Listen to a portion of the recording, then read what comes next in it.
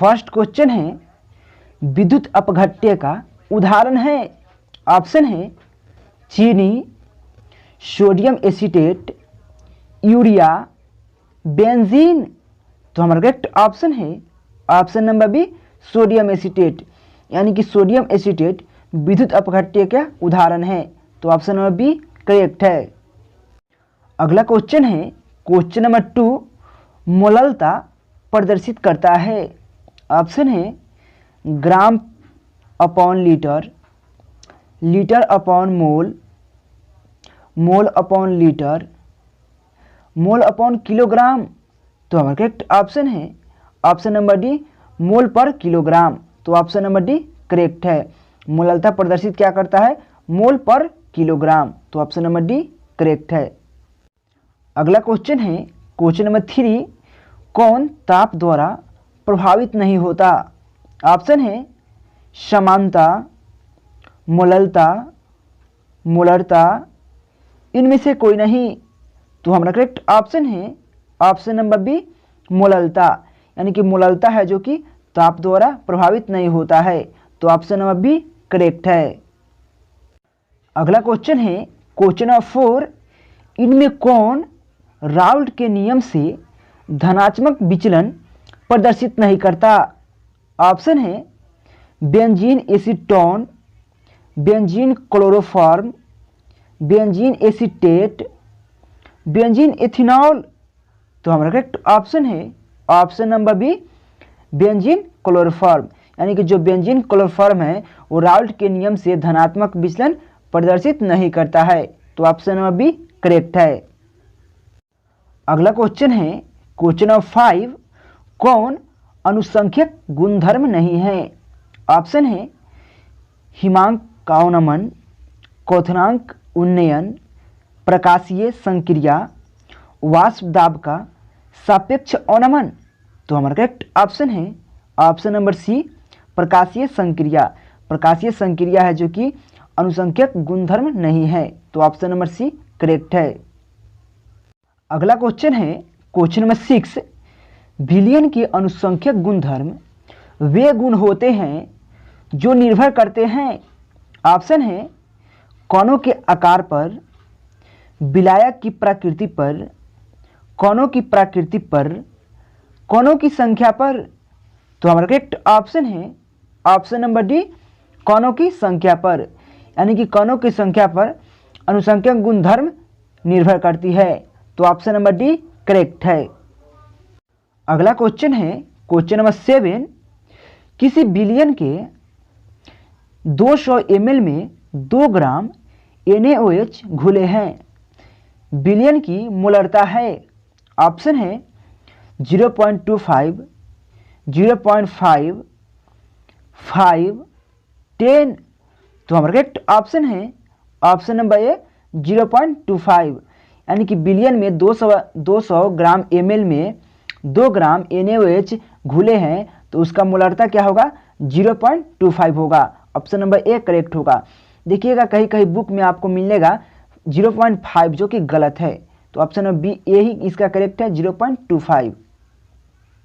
अगला क्वेश्चन है question number 8, मोल अवनमन स्थिरांक निर्भर करता है। ऑप्शन है विलय की प्रकृति पर, विलायक की प्रकृति पर, विलयन की प्रकृति पर, विलयन के वाष्प दाब पर। तो हमारा करेक्ट ऑप्शन है ऑप्शन नंबर बी, विलायक की प्रकृति पर, यानी कि मोल अवनमन स्थिरांक विलायक की प्रकृति पर निर्भर करता है। तो ऑप्शन नंबर बी करेक्ट है। अगला क्वेश्चन है क्वेश्चन नंबर 9, शुद्ध जल की मोलरता होती है। ऑप्शन है 55.6, 50, 100, 18। तो हमारा करेक्ट ऑप्शन है ऑप्शन नंबर ए 55.6, यानी कि 55.6 होता है शुद्ध जल की मोलरता होता है। तो ऑप्शन नंबर ए करेक्ट है। अगला क्वेश्चन है क्वेश्चन नंबर 10, निम्नलिखित में किसका हिमांक अवनमन अधिकतम होगा? ऑप्शन है यूरिया, ग्लूकोज, K2SO4, NaCl, तो हमारा करेक्ट ऑप्शन है ऑप्शन नंबर सी K2SO4, यानी K2SO4 का हिमांक अवनमन अधिकतम होगा। तो ऑप्शन नंबर सी करेक्ट है। अगला क्वेश्चन है क्वेश्चन नंबर 11, निम्नलिखित में कौन अनुसंख्यक गुणधर्म है? ऑप्शन है क्वथनांक, वाष्प दाब, प्रासरण दाब, हिमांक। तो हमारा करेक्ट ऑप्शन है ऑप्शन नंबर सी प्रासरण दाब, यानी कि प्रासरण दाब है जो कि अनुसंख्यक गुणधर्म है। तो ऑप्शन नंबर सी करेक्ट है। अगला क्वेश्चन है क्वेश्चन नंबर 12, सांद्रण इकाई जो ताप क्रम से स्वतंत्र है। ऑप्शन है मोलरता, समानता, मोललता, इनमें से कोई नहीं। तो हमारा करेक्ट ऑप्शन है ऑप्शन नंबर सी मोललता, यानी कि मोललता है जो कि तापक्रम से स्वतंत्र है। तो ऑप्शन नंबर सी करेक्ट है। अगला क्वेश्चन है क्वेश्चन नंबर 13, 25 डिग्री सेल्सियस पर निम्नलिखित में से किस पदार्थ के 0.1 ml घोल का प्रासरण दाब सबसे अधिक होगा? ऑप्शन है ग्लूकोज, सुक्रोज, CaCl2, KCl। तो हमारा करेक्ट ऑप्शन है ऑप्शन नंबर सी CaCl2, यानी कि CaCl2 का 25 डिग्री सेल्सियस पर 0.1 ml घोल का प्रासरण दाब सबसे अधिक होगा। तो ऑप्शन नंबर सी करेक्ट है। अगला क्वेश्चन है क्वेश्चन नंबर 14, 1 ml जलीय घोल का मोल प्रभाज क्या होगा? ऑप्शन है 0.177, 1.770, 0.0345, 0.0177। तो हमारा करेक्ट ऑप्शन है ऑप्शन नंबर डी 0.0177, यानी कि 1 ml जलीय घोल का मोल प्रभाज क्या होगा? तो 0.0117 होगा। तो ऑप्शन नंबर डी करेक्ट है। अगला क्वेश्चन है क्वेश्चन नंबर 15, विलयन जिसमें प्रासरण दाब समान ताप पर समान होते हैं कहलाते हैं।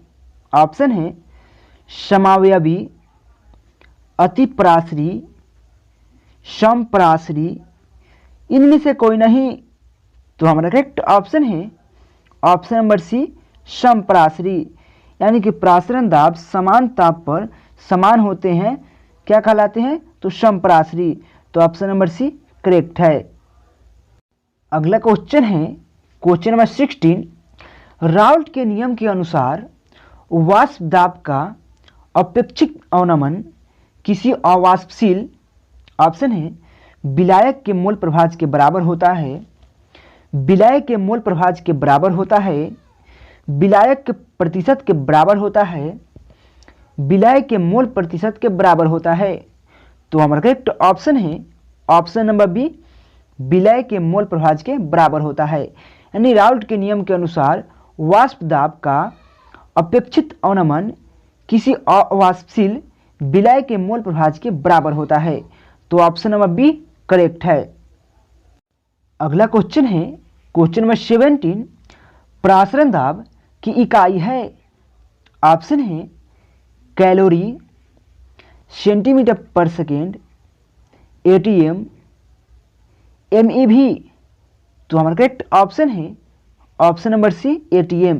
वो ATM मत समझिएगा जो पैसा निकाला जाता है, दूसरा ATM है। प्रासरण दाब की इकाई क्या होती है? तो ATM होती है। तो ऑप्शन नंबर सी करेक्ट है।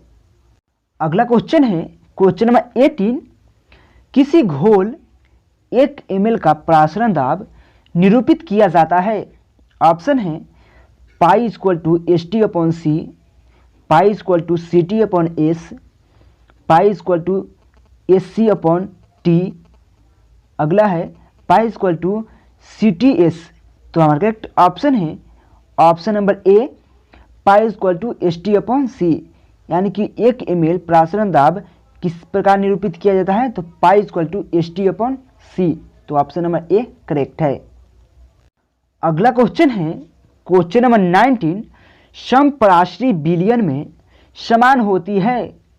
ऑप्शन है मोलर सांद्रता, मोललता, नॉर्मलता, इनमें से कोई नहीं। तो हमारा करेक्ट ऑप्शन है ऑप्शन नंबर ए, मोलर सांद्रता, यानी कि मोलर सांद्रता समपराश्री विलयन में समान होती है। तो ऑप्शन नंबर ए करेक्ट है। अगला क्वेश्चन है क्वेश्चन नंबर 20, निम्नलिखित जलीय घोल में किसका क्वथनांक अधिकतम होगा। ऑप्शन है 1.0 ml NaCl, 1.0 ml Na2SO4, 1.0 ml HCl। अगला है 1.0 ml KNO3। तो हमारा करेक्ट ऑप्शन है option number B 1.0 ml Na2SO4, यानी कि जो जलीय घोल का क्वथनांक किसका अधिकतम है, तो 1.0 ml Na2SO4 का जलीय क्वथनांक सबसे अधिकतम है। तो ऑप्शन नंबर बी करेक्ट है। अगला क्वेश्चन है क्वेश्चन नंबर 21, 0.3 ml फास्फोरस अम्ल की नॉर्मलता है।